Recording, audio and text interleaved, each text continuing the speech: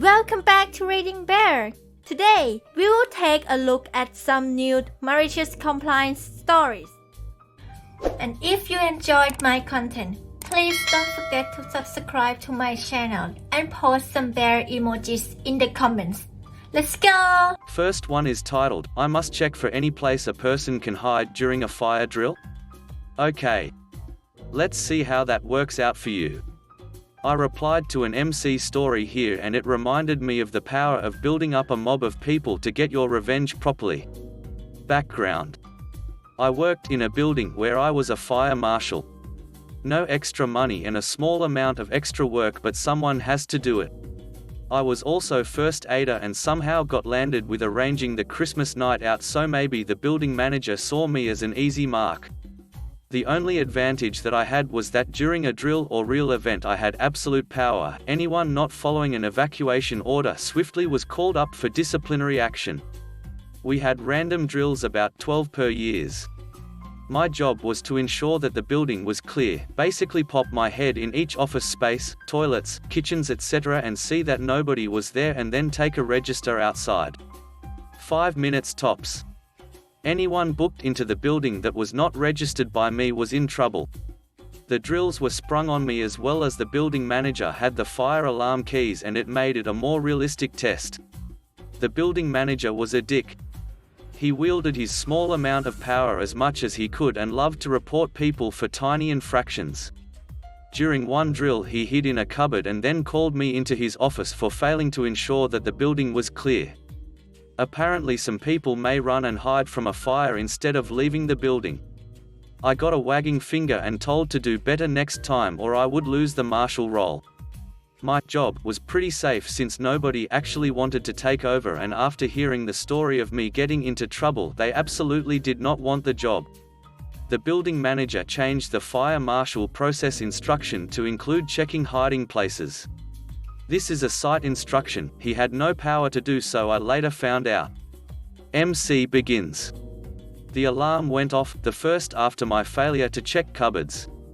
Everyone left, crossed the road and stood in the assembly point in, and this is very important, the rain and wind. I searched the top floor very carefully, opening up large cupboards, opening up boxes large enough to hide a person, looking under each desk in case someone was hiding. First floor ditto, UK, so our first floor is US second and our ground is US first. By now people were cold and wet and unhappy, but building manager refused to let them enter. He knew that it was coming, he was well prepared for the weather, most people had light clothing on as the car park stood next the building. They don't bother with coats in the 20 feet trip from car to building. Ground floor checked everywhere, and finally the basement where the boiler lives and is a general dumping ground for old files and junk. That took ages, but I was thorough. Very thorough. And slow. Thorough slow, not taking the piss slow. I left the building, took the register, and a mass of sodden people headed back into the building. I was massively unpopular until I showed them the pie that said I had to check all spaces that someone could hide. They knew what happened at the last test and directed all the anger at building manager. It was the equivalent of the angry villagers turning up at Castle Frankenstein with torches and pitchforks. People were furious at him. One of the office staff was a union rep and reported him to the site safety officer, who went ballistic at him, telling me to remain in a potentially burning building longer than necessary, and a number of people went home to get dry clothes and the company had to give them special leave to do so, or else the union would have to get involved. He got crap from all sides, workers, union, management and site safety officer. Most of the time nothing gets done when it is just you complaining, but it really gets done when the correct people are inconvenienced. Next one is titled, Old People Don't Want the Lifeguard to Let People In Without a Pool Pass. Get mad when they are not let in without a pool pass. Not my story, but my dad's, whom I got permission from to post this. So when my dad worked as a lifeguard in a condominium complex, there was a rule here that nobody was allowed to enter the pool area without a pool pass that proved they lived there. Now my dad would sometimes let people in without a pass. Not people he didn't know, of course, but people he knew did have pool passes and he knew for certain lived in the complex. There were a few old people who were nearly always at the pool when my dad was on duty. They would always watch him and make sure that he wasn't letting people in without passes. They would always come up to him afterwards and say, "Why did you let him in without a pass? I should come in without my pass then." After a while my dad got pretty tired of these people nagging on him like this. So he decided to follow the rules word for word and not let a single person in without a pass. One day one of the old people came in without their pass. They tried to just walk past my dad when he stopped them. "Sorry, it's against the rules for me to let you in without a pool pass." Of course, this person would not just accept the irony and leave. Instead they had to yell, scream, and make a scene. Even after trying the classics like, "I've lived here for 20 years, do you know who I am?" and the obvious, "I want to speak to your manager." Even after all that my dad would not budge. They eventually calmed down and just left. This did not stop the people from nagging on him, but they did get a healthy dose of insert thread name here. Next one is titled, "Accept all returns and never make store goal." Got it. This happened over 4 years ago, but after telling a friend she suggested that I post here to share. I used to work for a retail company that was pretty small. They sold women's clothing. Since it was a pretty low volume location, their goals were often very low on some days, $800 to $1,200. We had very little foot traffic and this wasn't always an easy goal. This is important later. As many people in retail know, there are many returns that are made daily and this can impact your goal at the end of the day. Also, many people make a living of buying things online at one price and repurchasing the same items online once they go on sale. Once they purchase the new items at the lower price, the shopper will come into the physical store to return all of the items from their initial online purchase. This is allowed and is a very well-known practice. It's pretty obvious to the cashier what's happening because there are multiple online receipts and large amounts of products being returned.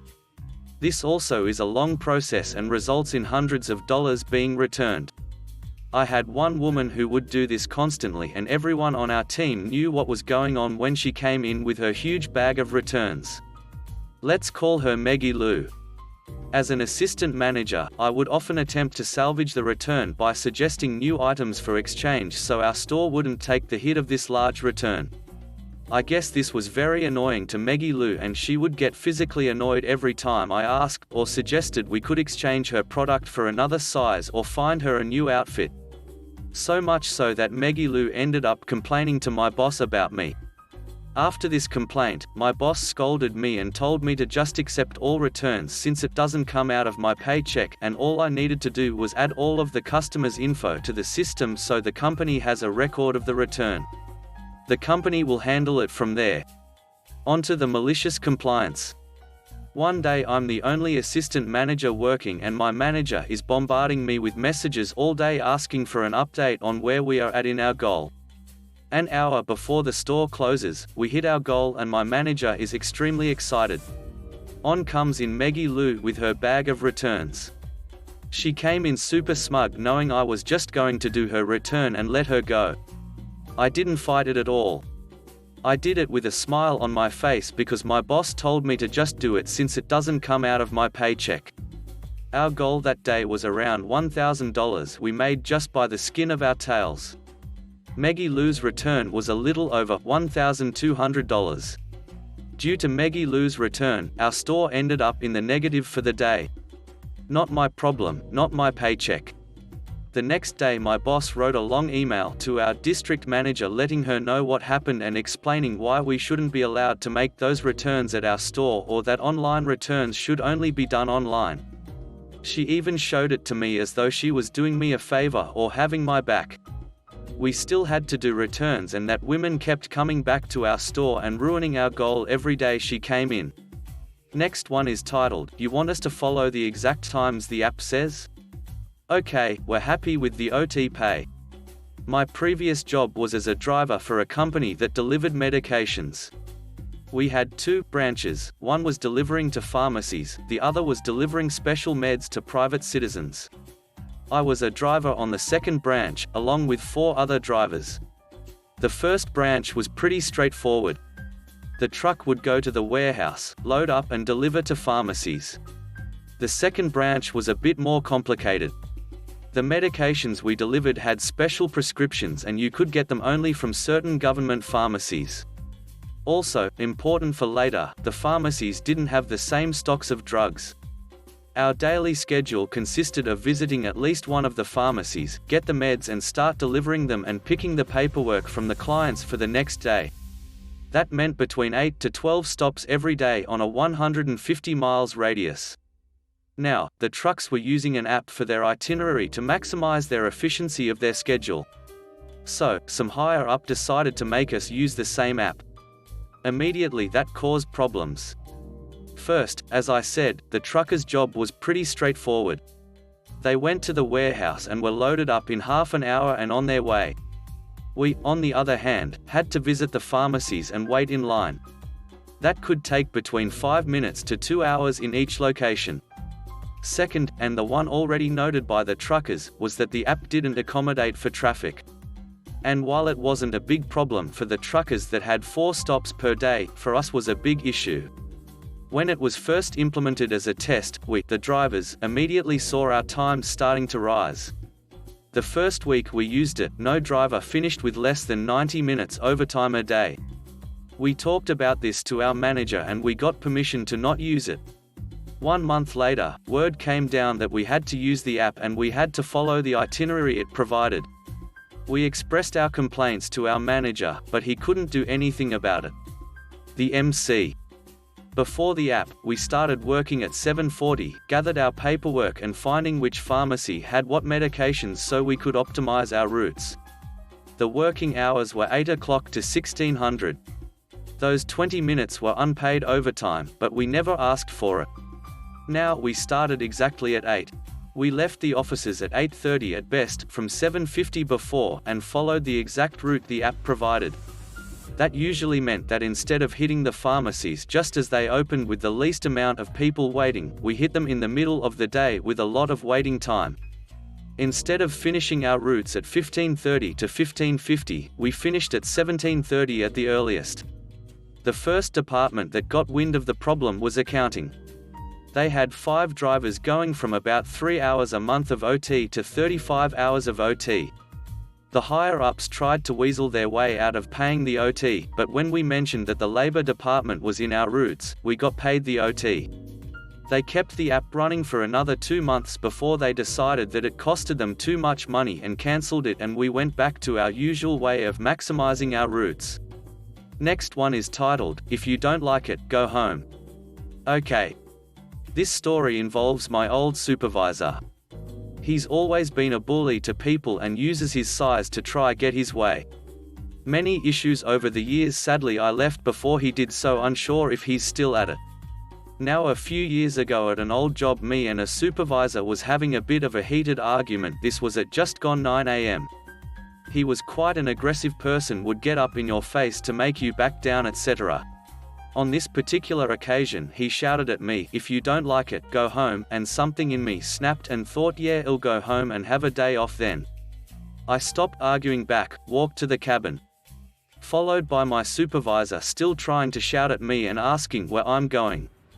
Picked up my gear, got my overalls off, put my coat on and went home.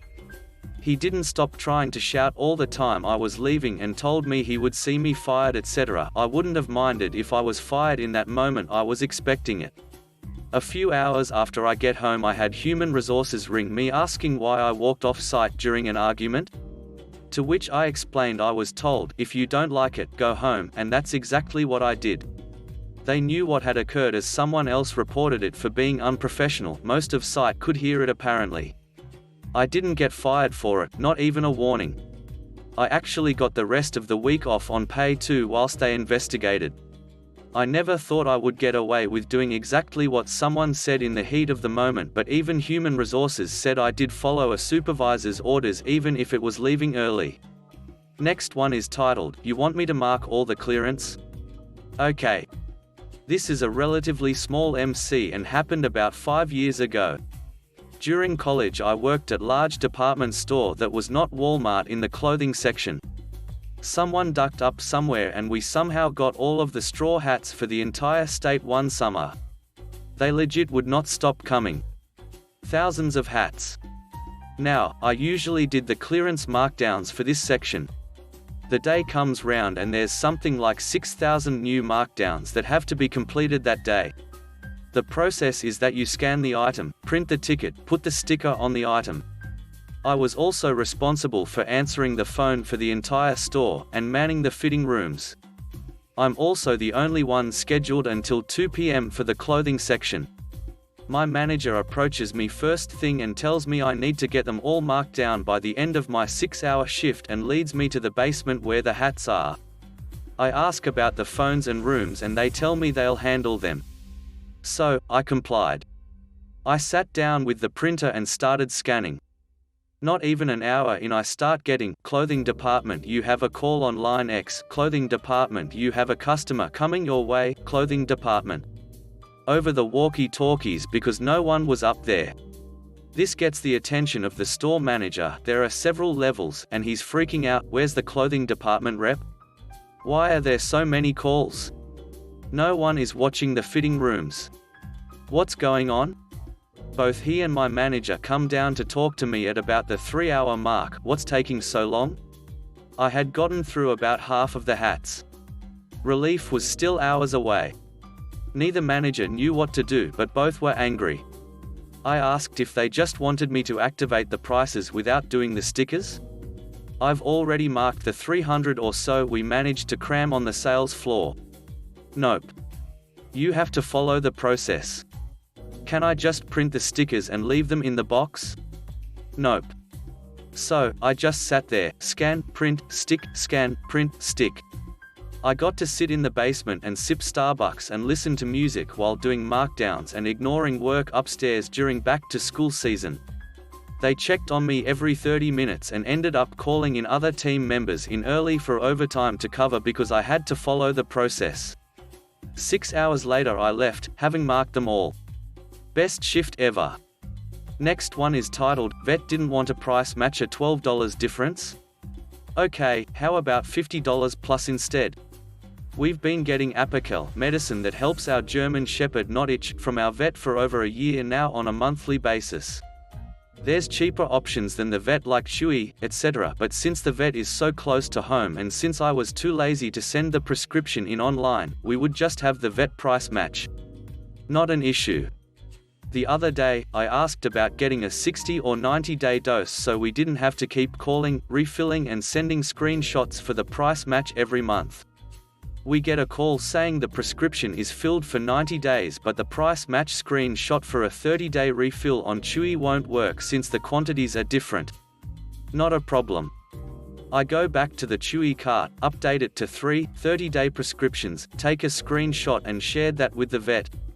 Keep in mind, the difference in price was about $12. The vet calls and gives me a big spiel about why a 90-day prescription can't be price matched with 3 30-day bottles even though the quantity is the same. Says if I can get the quantity to say 90 instead of 30 by 3 bottles, she can match it and essentially brushes me off after mentioning a rewards program. I asked why that's the case since it's the same quantity and she said something about it being packaged differently and company policy.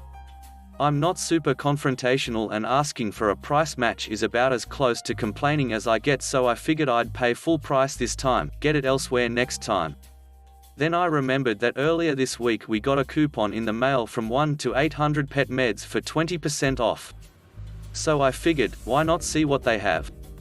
I check and they do offer 90-day bottles, so I add that to the cart, apply the coupon and with free shipping, the total came to about $170 opposed to the vet charging $220. This stuff isn't cheap, but no way we're letting our dog be uncomfortable, so it's worth it.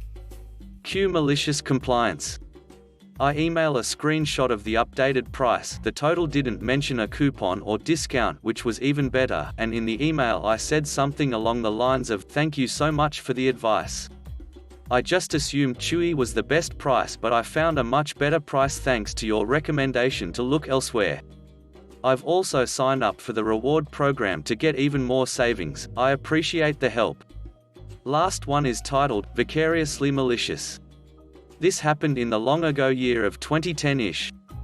I was working at a web hosting company and my job was to monitor alerts on customer sites for any issues that may result in their websites crashing. The company at the time was divided in half. One half of the company handled small clients who could mostly manage themselves, and the other had clients who needed a very intense support system. This happened on a quiet Sunday morning. I was still going to college at the time, so I had a weekend shift. They're usually very quiet, but that morning I received a call from a very panicked and irate customer. He was screaming about his site being down for hours with no notice or resolution. I was pretty confused because I hadn't seen anything all morning. So I pulled up his account and two things were wrong. One, he was a client of the smaller side of the business and I was support for the larger, so there wasn't much I could do as there aren't nearly as many tools available to them. Two, the tool that was available to him was never set up. After fixing that issue, I reached out to their assigned tech and account manager and neither were available. The customer and I went back and forth on trying to reach him for over an hour. Keep in mind that their site was still down as I could only do so much. Normally this would be expected out of an IT company. On a Sunday, however, this company staked its reputation on customer service. Not being able to reach his support team this long and being down this long was a huge deal for not only our reputation but also their contract. All in all, their site had been down for about 9 hours. After it was resolved, the client called me back to vent his frustration, as the two of us had bonded through this experience and he wanted to make sure everyone knew just how mad he was. This is where the malicious compliance comes in. You see, we had a ticketing system that generated internal and external requests between the client and the different departments. Knowing this, he asked me to write out a little letter for the whole company to see. Now, at the time I really loved my job and my company. Everyone I worked with was pretty incredible, but I cannot describe the joy I had writing this out. It was a weird mix of anger, entertainment and fear. I typed out every little detail as he dictated a storm. He also instructed to type it out word for word, so it was filled to the brim with expletives. He left no nerve untouched, no one from the bus. He was furious and I was typing away like a maniacal stenographer. The rest of the day was pretty quiet. The fallout was pretty swiftly dealt with. When I came in on Monday, the account manager was calling for my head. She was furious and demanded to know how I could write up such a terrible letter. Thankfully my boss stepped in and defended me. He was a small, but stoic man. Short, skinny, bald, but his presence could be felt a mile away. He stood up for me and said that I did exactly as the client asked and the company stood for. Thanks for listening.